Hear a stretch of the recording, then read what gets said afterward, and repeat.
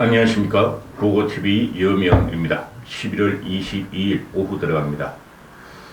남선호 대표님 댓글에 초록이 하고 달리시는 분인데요. 남선호 대표님 보름 만에 한 번씩 보내주시는 후원금 잘 받았습니다.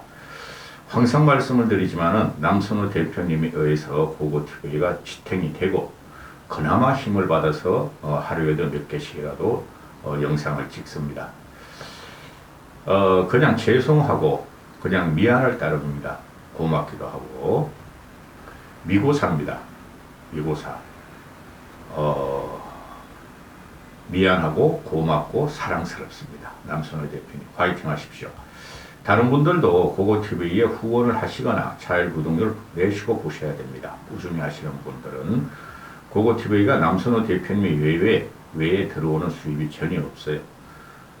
며칠 전에 어떤 분이 한 일주일 전인가 2만 원 보내셨더라고요. 그런 게 끝이에요. 자, 오늘 대한민국 대통령 윤석열이 거산 대도무문 거산 김영삼 7주기 묘소를 참배했죠. 그리고 울림의 소리가 뭐였냐면은 거산의 큰 정치, 바른 정치를 되새길 때다. 거산 김영삼을 한마디로 표현하면은 우리는 대도무문, 그거로 표현할 수 있어요. 대도무문. 고고TV가 대한민국에 두 명의 혁명가적인 기질을 가진 풍은아가 있었다.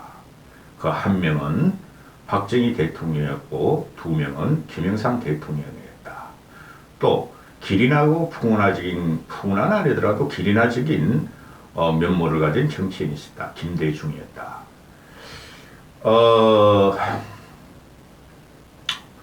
2002년에 김대중이 대통령을 퇴임함으로써 상김 정치가 막을 내리죠. 20년 전입니다. 그 이후에 언론과 칼럼과 사설과 자칭 지성이라는 기자들이 쓰기를 상김 정치를 청산해야 된다. 언제까지 상김의 발목에 대한민국의 정치가 발목이 잡힐 것인가. 근데 지금 어떻게 됐습니까? 20년이 지나고 그죠? 2022년을 보니 이거는 말이야. 정치가 발전적으로 진보하는 게 아니라 그냥 퇴행적으로 변하고 그냥 조망조망한 것들이 전부 다 나와서 내가 리더요 하는 게 지금 대한민국 정치가 망가지고 있는 것입니다. 저는 어떤 생각을 하면 요새 이 이재명과 문재인 때문에 정치가 망가진다고 생각을 하는데 결정적이에요. 그런데 대한민국이 선진국에 안착하느냐 안착하지 않느냐, 경제와 정치를 포함해서 외교를 포함해서 지금 변곡점에 와 있어요. 여기서 우리가 삐끗하면은 나라가 여기서 정체될 가능성이 대단히 많다. 쉽게 말씀드려서 일본식 정치로 가고, 그저 일본은 사실상 자민당 독재예요. 그 다음에 유럽식의 난해한 정치로 갈 확률이 대단히 많다. 미국은 염려할 필요 없어요. 미국은 끊임없이 역동적이고 새로운 기술을 개발하고 발전시키며 이민을 계속 받기 때문에 미국의 정치는 아무리 퇴행적이라도 우리와 같이 다르게 발전할 것이다. 지금 대한민국에 어른이 없어요. 정치적인 어른이 없어요. 하나 남은 분이 그 김종인 씨란 분이고 없어요. 그리고 목소리를 내기를 힘들어하고 목소리를 내도 울림이 없어요. 그게 현재 원로 정치인들의 한계예요. 지금 박지원이라면 80살이고 이재호라는 사람은 75살인데 그 유튜버 찾아다니면서 몇 푼 벌면서 늙지 않으려고 조잘되고 다니는 거 보세요. 그렇죠. 그래서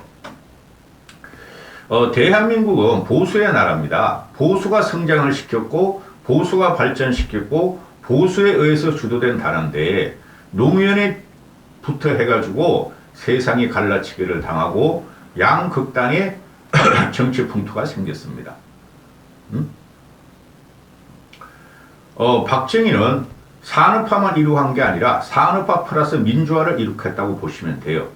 먹고 사는 게 먼저였고 굶어서 죽지 않는 게 문제였으므로 경제 발전을 한 다음에 박정희가 민주주의 기초를 닦았다고 보시면 돼요.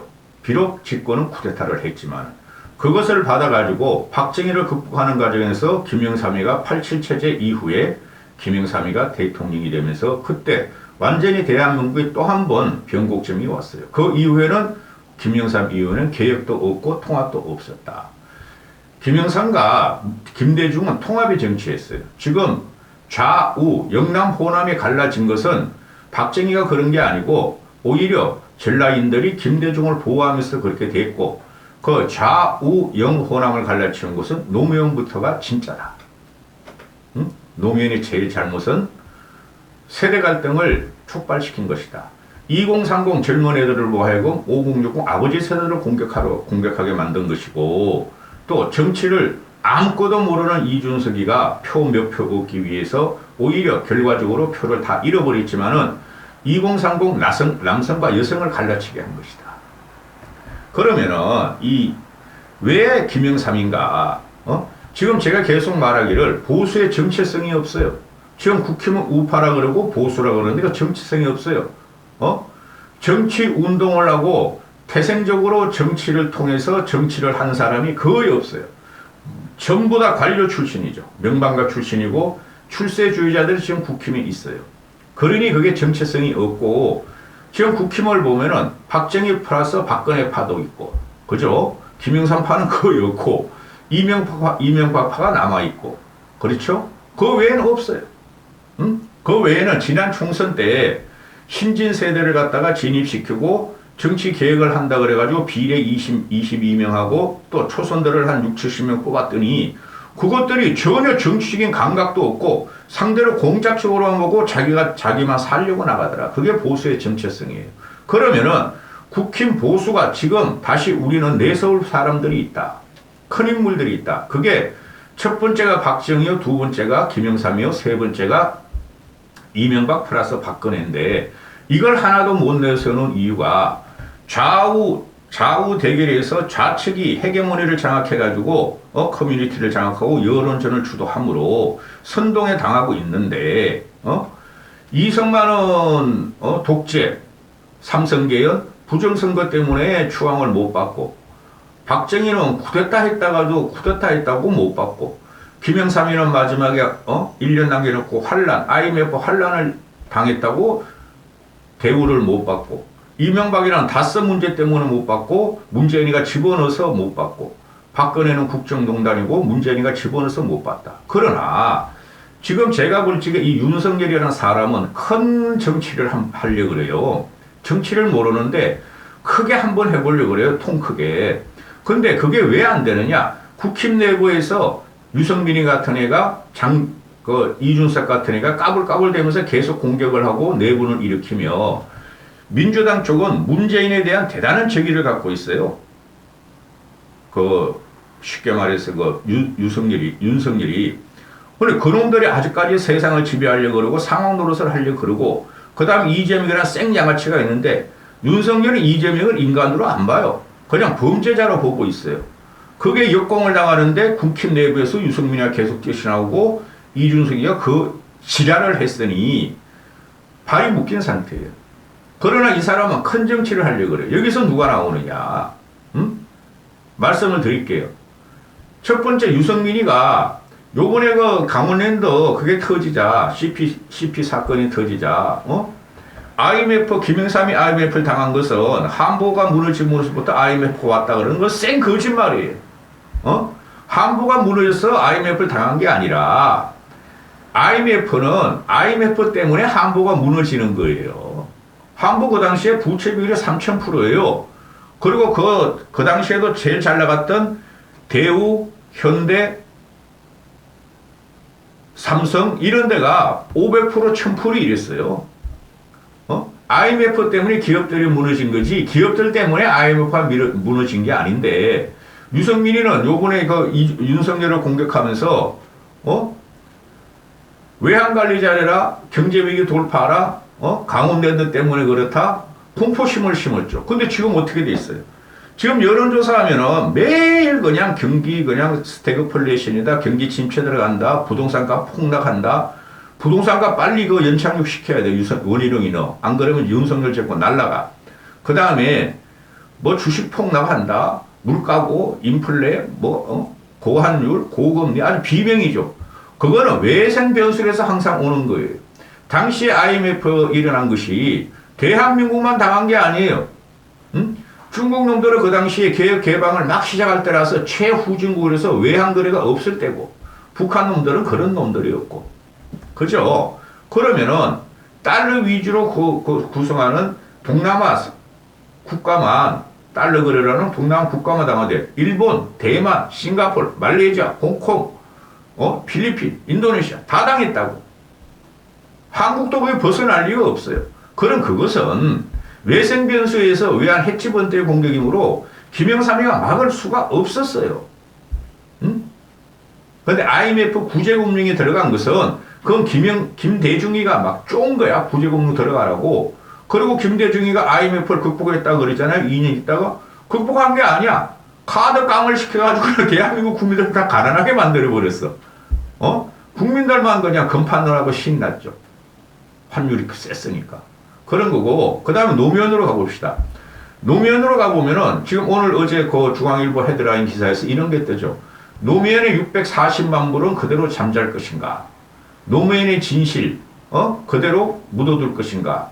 3개월 남았다. 난 뭐가 3개월 남았는지 제대로 읽어보지도 않았어요. 요새 하도 읽을 거리가 많아가지고, 박연차한테 받은 640만 불이 노무현이 죽음으로 인해가지고, 지가 대짐으로 인해가지고, 그게 지금, 그 수사가 중단됐고, 그죠? 검찰 수사가 중단되는데, 그게 3개월 남았답니다.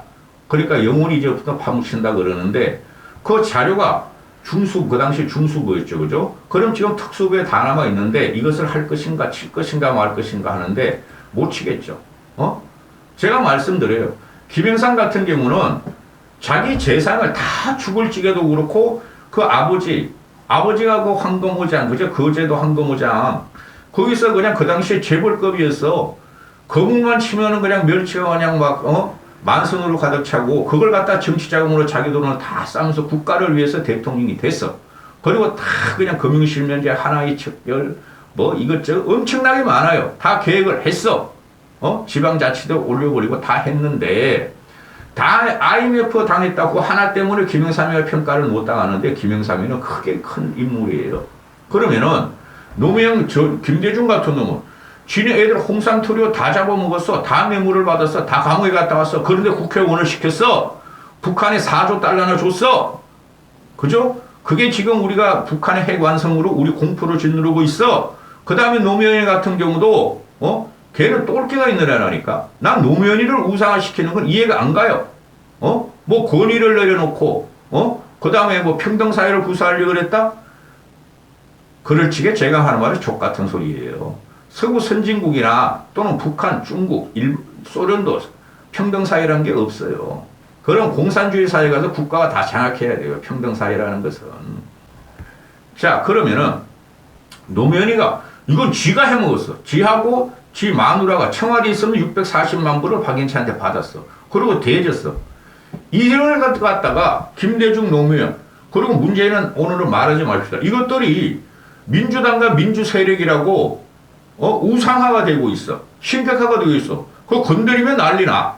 근데 보수로 넘어오면은 이승만은 사실상 대한민국을 건국한 사람이에요. 이승만도 못 내세워. 그 웅원한 박정희도 못 내세워. 그 화려하고 푸근한 기질인 혁명가정이 갖고 있는 김영삼이도 못 내세워. 김영삼이 어떻게 됐어요?